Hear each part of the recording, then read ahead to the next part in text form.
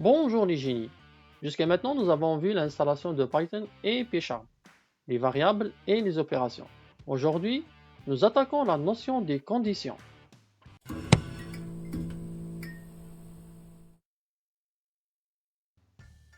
Comment ça se déroule cette action de conditions?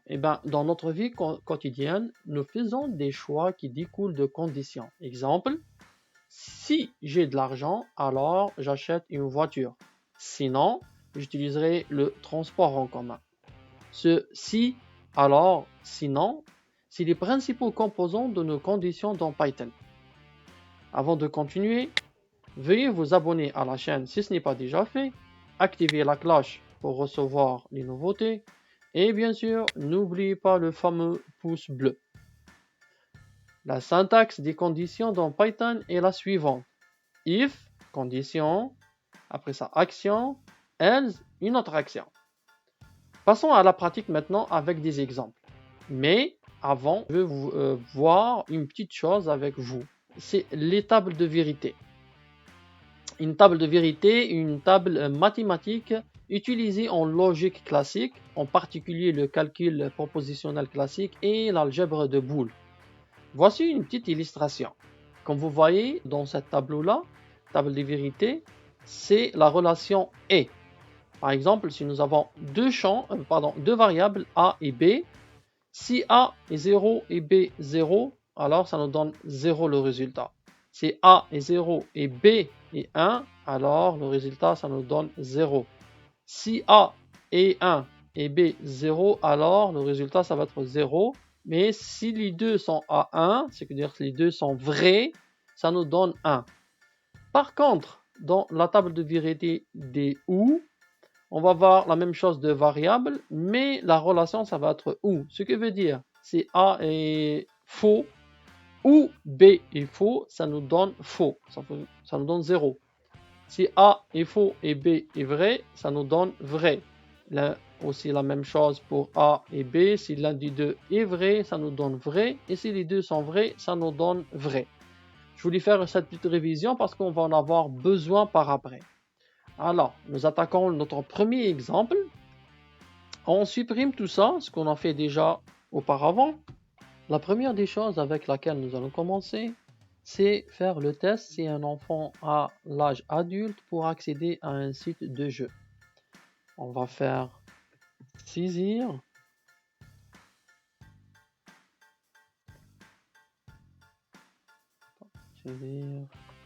l'âge. Après ça, on va saisir la variable âge, integer, parce que c'est l'âge, il est integer, input,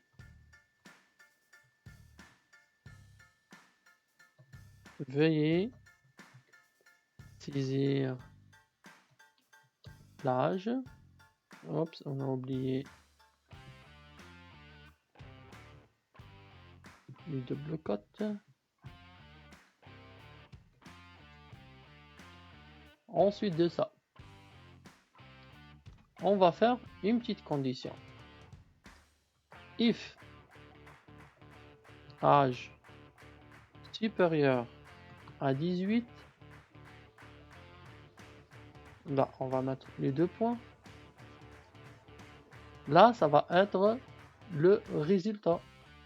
L'action qui est print. Vous pouvez accéder au site de jeu. Après, on va traiter le cas où il n'a pas 18 ans. Là, print, vous n'avez pas l'âge légal. Parfait. Si on fait rouler, il a 17 ans. Qu'est-ce que nous affiche? Vous n'avez pas l'âge légal. Si il a 18 ans, on reroule et on saisit 18 ans. Vous n'avez pas l'âge légal parce qu'ici on a mis supérieur. On n'a pas mis, pardon, égal. Si on met égal et qu'on reroule et qu'on écrit 18, vous pouvez accéder au site de jeu. Maintenant, on va aborder le sujet où il y a deux conditions. On va commencer par saisir l'âge.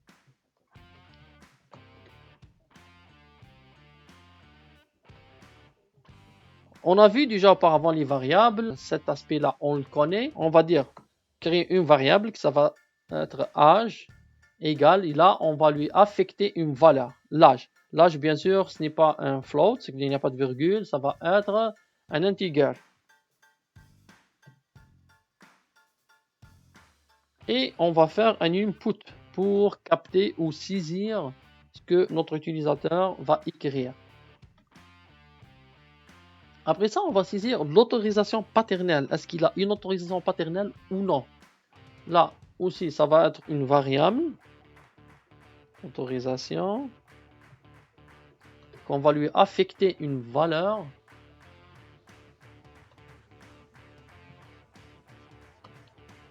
À la suite de ça, on va faire notre test. Est-ce que on va permettre à cet enfant d'accéder au site de jeu ou bien non?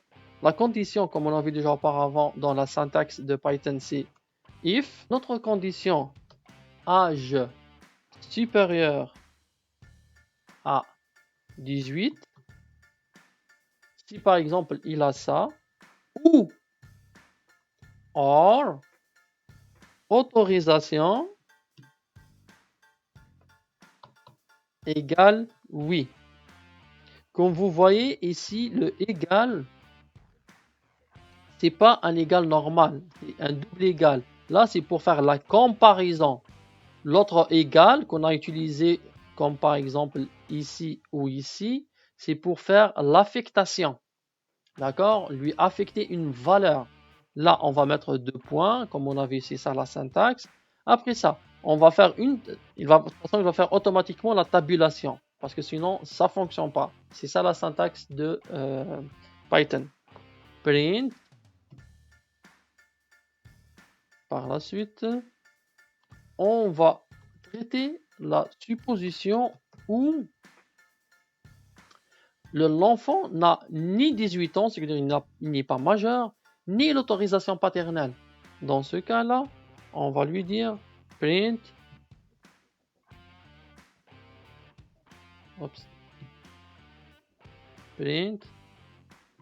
vous n'avez ni l'âge ni l'autorisation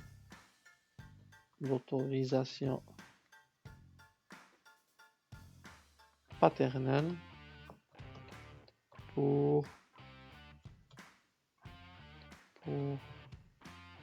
accéder au site de jeu. On va faire le test maintenant. On va saisir l'âge qui est 15 par exemple. Autorisation paternelle, ça va être non. Et on va voir qu'est-ce qu'il fait. Vous n'avez ni l'âge ni l'autorisation paternelle pour accéder au site. Ce qui veut dire qu'est-ce qu'il a fait? Il est venu ici. If âge supérieur à 18, il n'a pas 18 ans. Est-ce qu'il a l'autorisation paternelle? Ah oui, non, elle est à non. Alors, il saute directement au else. Et là, il nous affiche ça. Maintenant, on va faire le test dans le cas où il a 18 ans ou bien l'autorisation paternelle. Supposons qu'il n'a pas 18 ans, il a 14, mais il a une autorisation paternelle qui a oui. Et là, et voilà, vous pouvez accéder au site de jeu. On voit que ici, il a exécuté directement l'action qui vient après le if. Ça va être notre premier exemple. On va voir un deuxième exemple. On va traiter le cas de quelqu'un qui va voter. On supprime tout ça.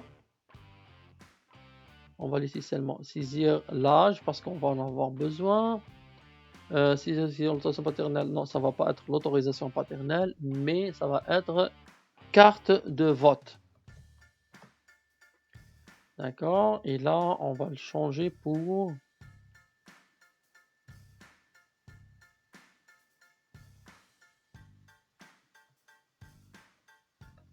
carte vote.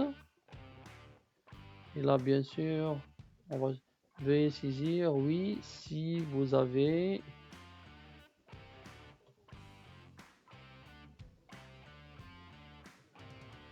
une carte de vote. Après ça, autorisation, il nous la souligne en rouge parce que la variable n'existe pas. Alors, on doit changer cette variable-là qui va devenir carte de vote.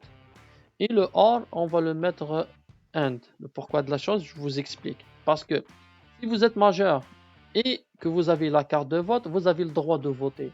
Sinon, vous n'avez pas le droit de voter. Parce qu'il y a une de deux conditions qui n'est pas satisfaite. Voilà, vous pouvez voter. Ici, on va supprimer ça.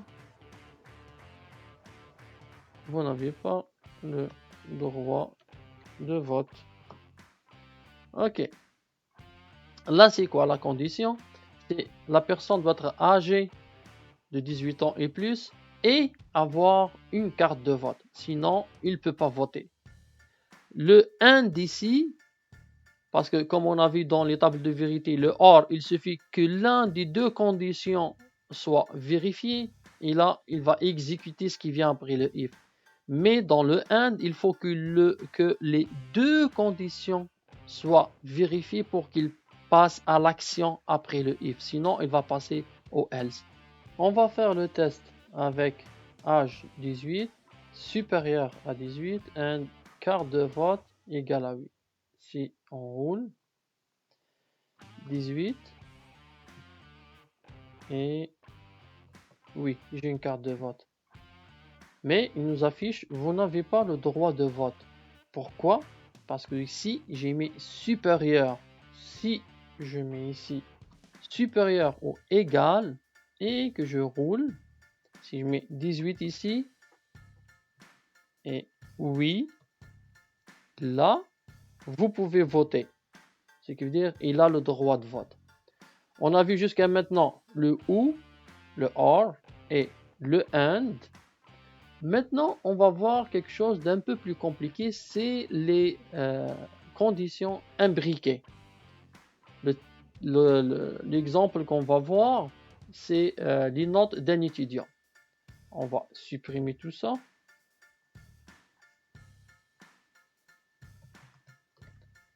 Pardon. Saisir les notes de l'étudiant, ce qui veut dire on va saisir ces notes-là et après ça, on va calculer la moyenne et on va voir si l'étudiant va avoir la note de passage. Alors, note 1, comme on a déjà vu auparavant, il ne faut jamais commencer par des chiffres, il faut mettre des underscores pour lier les noms de variables. Ça va être un float, pourquoi? Parce que la note, ça se peut qu'il y a des virgules dedans. Après ça, on va saisir, on va demander à notre utilisateur de saisir la note.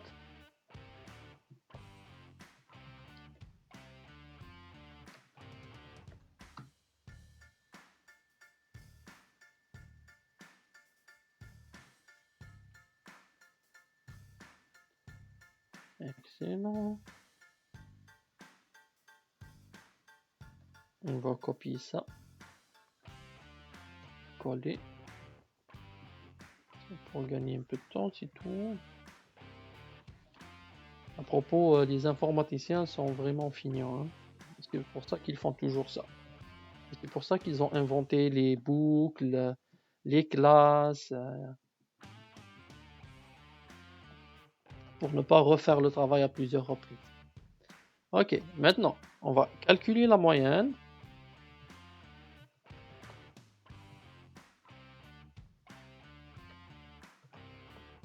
Bien sûr, ça va être un calcul automatisé. On a vu les opérations déjà auparavant. Et on va faire une petite opération d'addition et de division. Alors, moyenne égale note 1 plus note 2 plus note 3, le tout divisé par 3. Là, on va obtenir une moyenne. Après ça, on va afficher la moyenne. Print.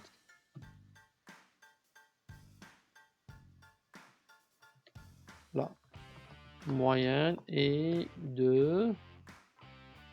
On va faire une petite révision aussi. On va ouvrir les accolades. Pardon. On va ouvrir les accolades. Ce qui veut dire nous allons mettre notre donnée, la valeur de la moyenne là-dedans.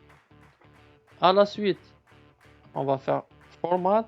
C'est pour formater le contenu de notre variable qui est moyenne. Et là, il va nous afficher le résultat. Tout ça, on l'a vu déjà auparavant. Je vous invite à revenir aux anciennes vidéos si vous n'avez pas vu déjà auparavant. Après ça, on a condition d'admission.